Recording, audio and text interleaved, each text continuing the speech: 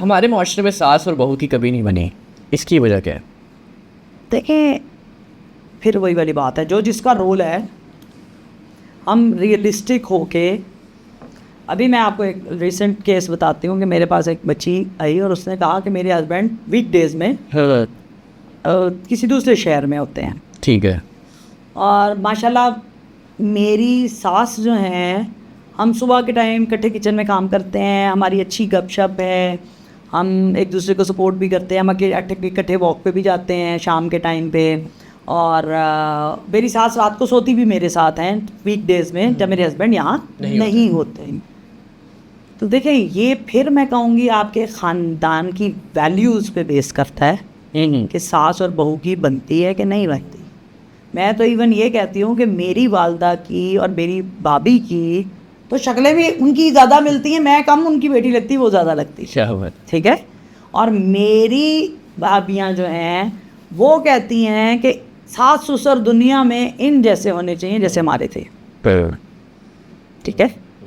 तो ये आपके घर का, मेरे घर में मेरे भाई कभी ज़िंदगी में तसव्वुर भी नहीं कर सकते कि उन्होंने ये वर्ड इस्तेमाल करना है,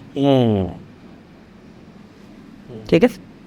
तो मैं समझती हूँ उनके पास कोई डंडा नहीं है उनके ऊपर, उनकी ये तरबियत में शामिल था कि ऐसी बात सोचनी भी नहीं, क्योंकि हमारे वालिद ने हमारी वालदा को रिस्पेक्ट दी, वो स्पेस दी, वो इज़्ज़त दी, और वो इज़्ज़त लेके दी और दिलवाई भी अपनी फैमिलीज़ में, ठीक है। तो जब आप किसी को एक उसकी जगह जो आप बना के लेके आए हैं उसको इंश्योर कराना उस टाइम पे उस मर्द की जिम्मेदारी है। हाँ, आपके ऊपर भी कुछ रिस्पॉन्सिबिलिटीज़ और कुछ वो लाइबिलिटीज़ हैं ना जो आपने करनी है, एडजस्टमेंट ऑब्वियसली दोनों साइड से होनी है। बट अगर वो माइंडसेट ही ये है कि अगर ये चीज़ करेगी तो ठीक है, नहीं तो किक आउट कर दो और आ जाएगी, ये माइंडसेट जब तक रहना है ना। अब अगर मैं आपको रिसेंट अपने एक्सपीरियंसेस का बताऊं तो हमारे यहाँ देखें कुछ राइट्स हैं ना जो आपने देने हैं खातून को, और वो आपके मज़हब ने भी कहे हैं, वो आपने कोई एहसान नहीं करना, ठीक है। हम राइट्स को भी अंडरस्टैंड नहीं करते। अब जनरली एक सिंपल सी बात है, हक मेहर पे बड़ी बहस होती है, ऐसे है, ठीक है। अक्सर कहा जाता है हक मेहर, ओ ज़्यादा हक मेहर क्यों लिखवा रहे हो, लालची हो। भाई आपको क्या गारंटी है कि आपकी औलाद कैसी निकलेगी या उसकी प्रोटेक्शन क्या है, ठीक है। अब जब हमारे पास केसेस आते हैं जो यूजुअली इस तरफ जा रहे होते हैं, अब वहाँ हम कोर में जाएं तो हम देखते हैं कि जी राइट्स वायलेट हो रहे हैं। अब हम क्या करते हैं, हम राइट्स जो इंश्योर करा सकते हैं हम उनकी बात करते हैं, बिल्कुल ठीक है। अगला बंदा उसी टाइम कहता है मैं तो इसको डिवोर्स दे दूंगा। भाई क्यों? क्योंकि ये राइट मांग रही है, तो ये राइट नहीं देना, डिवोर्स दे देते हैं, कैसे, ठीक है। अब यहाँ पे वो राइट्स एंड रिस्पॉन्सिबिलिटीज़ को क्लैरिफाई करना, बिल्कुल ठीक है। और अगेन मैं समझती हूँ उस पर ऊपर ट्रेनिंग कराना शादी से पहले बड़ा ज़रूरी है कि ये राइट्स हैं और ये रिस्पॉन्सिबिलिटीज़ है। कुछ रह जाए तो वो एडिटिव है, वो करना ही करना है या होना ही होना है, ठीक है। फिर इंटरफेरेंस अगर कम हो जाए, इन्फ्लुएंस कम हो जाए, आप अपने दिमाग से सोचें ना, दो लोग हैं, ऐसी है, आपको देखें अक्सर कहा जाता है कि जी उनकी माँ, उसकी माँ का लड़के की माँ का रोल है, लड़की की माँ का रोल है, उनका इन्फ्लुएंस है। भाई आप दो लोग ज़िंदगी गुजारें, आप अच्छे बुरे के खुद जिम्मेदार हैं। तो आप किसी की बात सुन के अपनी चीज़ों को ख़राब करते हैं तो आप जिम्मेदार हैं। बिल्कुल ऐसी है, ठीक है, बिल्कुल ऐसी है।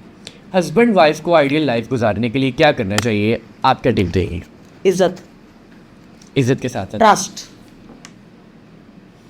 अच्छा, अगर अपने तो और स्पेस, अच्छा स्पेस भी, ठीक है। देखें हर इंसान को सरवाइव करने के लिए सांस लेने की ज़रूरत होती है। समटाइम्स हम ओवर केयर से भी या ओवर पोजेसिवनेस से भी सफोकेट कर देते हैं, ठीक है। फिर आप बाउंड्रीज लगा देते हैं ना, जब किसी के ऊपर ऐसे करके गोल दायरा खींच लेते हैं, बिल्कुल ऐसे, ठीक है। मैंने ऐसे केसेस भी देखे हैं, कहते हैं माँ बाप से नहीं मिलना।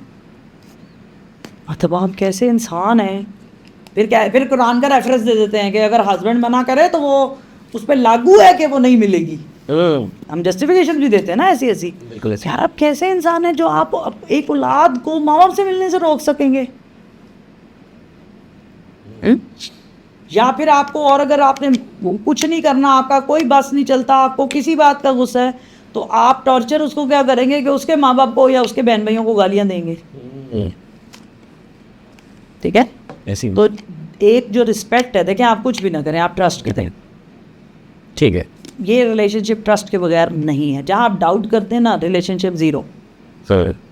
आपने सारी ज़िंदगी साथ चलना है और आप एक दूसरे पे शक करते रहते हैं, ज़ीरो। और ठीक है, ये रिलेशनशिप आपका है। एक हस्बैंड को अपनी वाइफ के लिए क्या करना चाहिए ताकि रिलेशन हेल्दी रहे? देखिए मैंने आपको पहले कह दिया, रिस्पेक्ट, ठीक है, उसकी ड्यू पहले हस्बैंड की थोड़ी बताते, फिर मैं दोनों की, पहले वाइफ की। दोनों की। देखें आपके पास एक खातून आ चुकी है, आपके घर में आपकी वजह से आई है या आपके लिए आई है, आपकी लाइफ पार्टनर बन के, तो उसकी रिस्पेक्ट, उसकी डिग्निटी को मेंटेन करना, उसकी उस घर में जगह बनाना, उसकी उस रिस्पेक्ट को मेंटेन करना, ये आपकी रिस्पॉन्सिबिलिटी है। बिल्कुल ठीक है। उसके तमाम ज़रूरियात को पूरा करना, उसकी रिस्पॉन्सिबिलिटी उठाना आपकी ज़िम्मेदारी है। बिल्कुल ठीक है। उसकी हर नीड को पूरा करना आपकी ज़िम्मेदारी है। आपको पता है हमारे पास बहुत सारे केसेस हैं जिसमें ख़वातीन कमा भी रही हैं, बट ये कोर रिस्पॉन्सिबिलिटी हस्बैंड की है, वो पैसे उसके कंसिडर होंगे खातून के।